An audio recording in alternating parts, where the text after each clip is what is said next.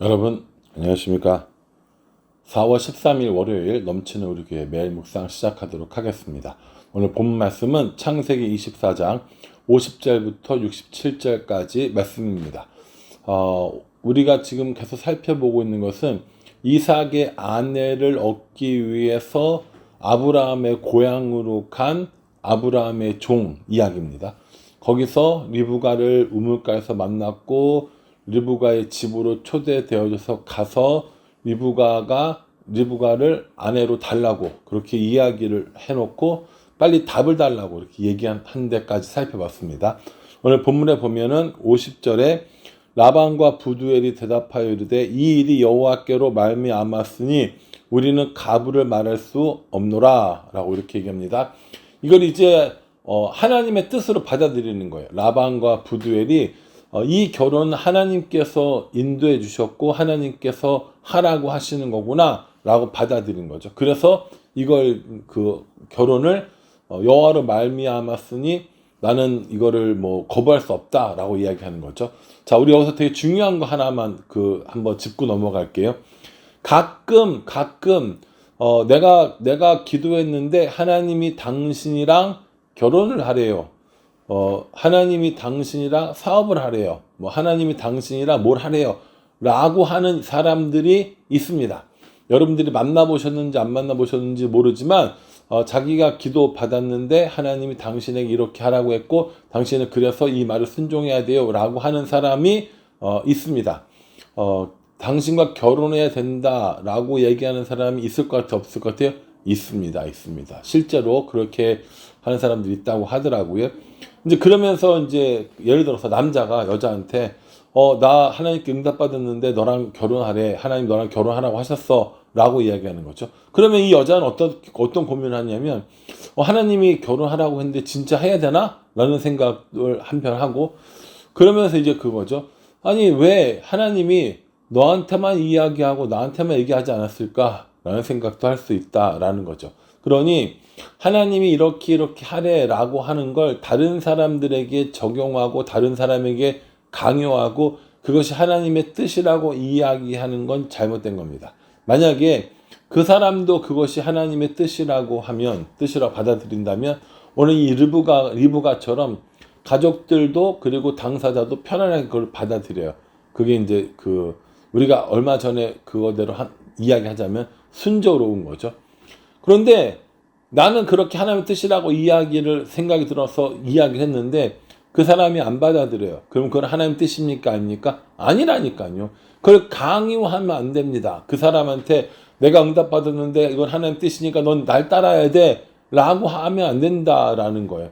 내가 마음에 그 일이 하나님의 뜻이라는 것을 고백해야 되는 거죠. 여기서 지금 이 아브라함의 종이 이 라반과 부두엘을 찾아와서 하나님이 이렇게 해서 리브가를 데리고 가라고 했습니다 라고 했는데 라반과 부두엘이 이걸 안 받고 그렇게 못하겠다고 당신 누군지 알고 내가 얘를 보내냐고 이렇게 하면 이거 결혼 안 되는 겁니다. 그런데 그때 이 아브라함의 종이 군사들을 데리고 와가지고 강제로 납치해갔다고 생각해 보세요.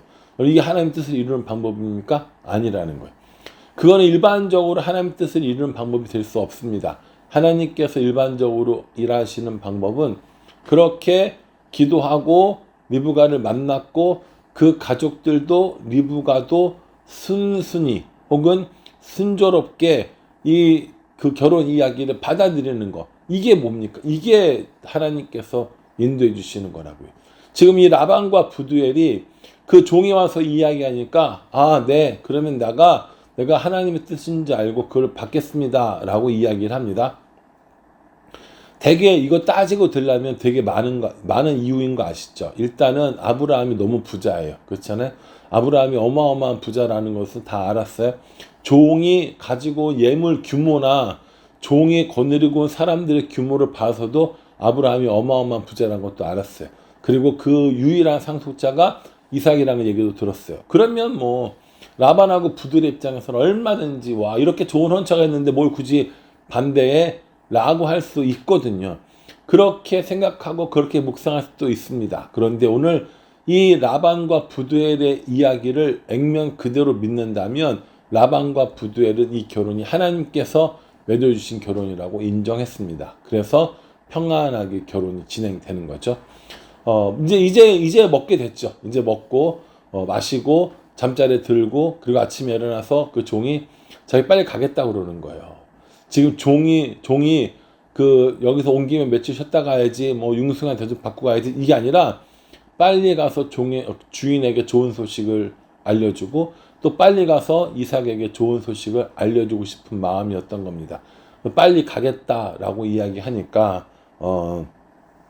56절에 그 사람이 그들에게 이르되 나를 만류하지 마소서 여호와께서 내게 형통한 길을 주셨으니 나를 보내어 그 내 주인에게로 돌아가게 하소서 이렇게 얘기합니다.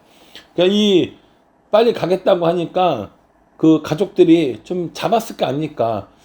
정말 그야말로 생이별인 거잖아요. 그야말로 눈 깜짝할 새에 와가지고 눈 깜짝할 새에 딸 데리고 가는 거니까 이제 가족들이 우리 며칠만 더 혹은 열흘만 더 같이 있겠습니다라고 얘기하니까는 만류하지 말아라 빨리 가야겠다라고 얘기하니까 이 가족들이 그러면 리브가 본인의 의사도 중요하니까 리브가도 좀 물어봐라 이렇게 얘기합니다. 리브가에게 뭐라고 물어보니까 뭐라고 하냐면 58절에 리브가를 불러 그에게 이르되 내가 이 사람과 함께 가려느냐 그가 대답하되 가겠나이다 라고 이렇게 얘기합니다.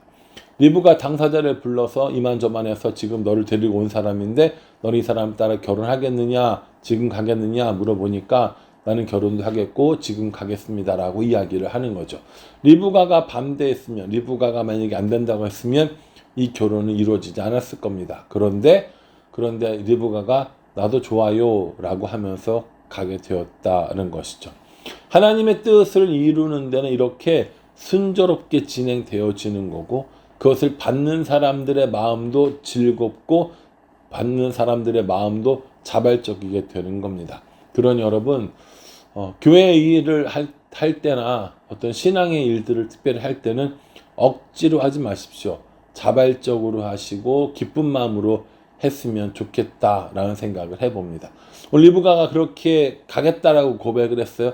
종이 얼마나 기뻤겠어요. 하나님께서 형통하게 만나게 해주셨고 하나님께서 순조롭게 만나게 해주셨고 그리고 가족들도 잘 설득이 됐고 당사자인 리브가도 잘 설득이 된 겁니다. 그렇게 하고 이제 돌아오는 거예요.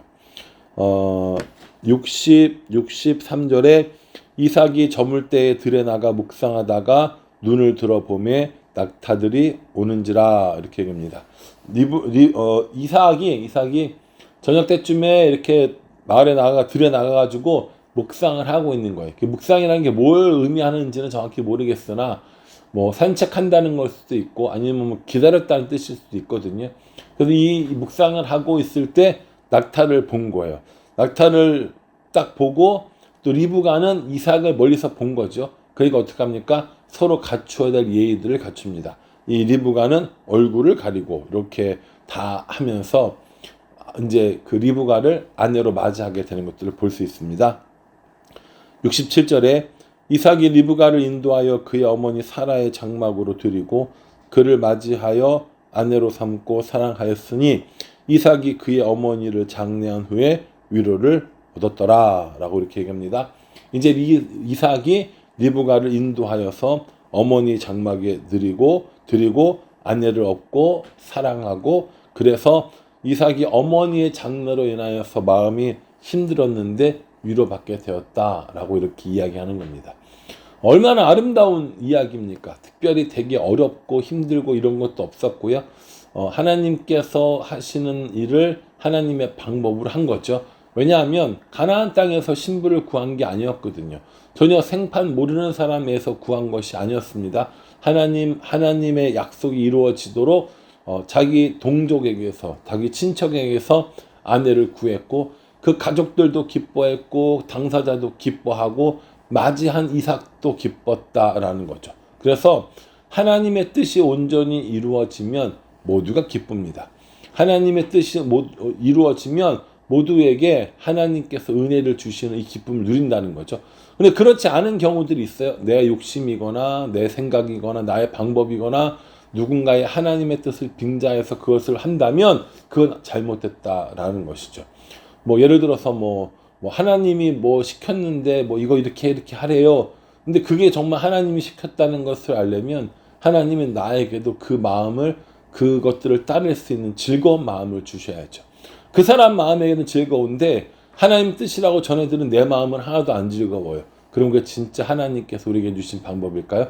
저는 아니라고 생각합니다. 그러니 여러분, 오늘 이 말씀 묵상하면서 하나님의 뜻이 온전히 이루어지면 너도 기쁘고 나도 기쁘고 우리 모두가 다 기쁘다는 사실을 좀 기억했으면 좋겠고요. 또 하나는 이 리브가가 자기 생각으로는 이해가 안 되는 부분도 있었지만 어쨌든 간에 오빠와 그리고 아버지, 가족들의 이 결정, 그리고 자신도 기쁜 마음으로 하나님의 뜻을 전하려고 하는, 하나님의 뜻을 이루려고 하는 이 노력 때문에 이삭의 아내가 됐고, 또 지금까지 두고두고 우리가 리브가 이름을 부르는 그런 믿음의 사람이 되었다라는 겁니다. 그러니 여러분, 우리 모두가 이 말씀을 기억하면서 우리도 리브가처럼, 그리고 우리도 그 종처럼 하나님의 뜻을 이루는데 협력하는 사람 되었으면 정말 좋겠습니다. 하나님의 뜻을 이루는 일에 아브라함의 종이 협력하였고, 라반과 부두엘이 협력하였고, 또 리브가도 함께 협력하는 것을 보게 되는 거죠. 그러니 우리 모두가 하나님의 뜻을 이루기 위해서 하나님의 뜻에 협력하고 그 하나님의 뜻을 알아가는 그런 삶을 살았으면 좋겠다라는 생각을 해보게 됩니다. 바라기는 저 여러분 모두가 하나님의 뜻을 이루는데 사용되어지는, 하나님의 뜻을 이루는데 사용되어지는 공동체 혹은 교회가 되는 우리 모두가 되기를 주님의 이름으로 축복합니다. 기도하겠습니다. 하나님, 리브가가 이삭과 결혼하겠노라고 그렇게 고백했습니다. 라반과 부두엘도 이 일이 하나님께로부터 온 거라는 것을 믿었습니다. 그러니 우리들도 어떤 일이 진행되어질 때 이것이 하나님의 뜻대로 이루어진다는 것을 깨닫게 도와주시고, 또 그 일들을 이루어가는데 우리가 사용되어질 수 있도록 모자라지 않도록 은혜 베풀어 주시옵소서. 예수님의 이름으로 기도합니다. 아멘. 이 말씀 기억하시면서요, 우리도 하나님의 뜻이 이루어지기를, 그리고 하나님의 뜻을 이루는데 동참하는 우리 모두가 되기를, 우리 교회가 되기를 간절한 마음으로 기도하겠습니다. 감사합니다.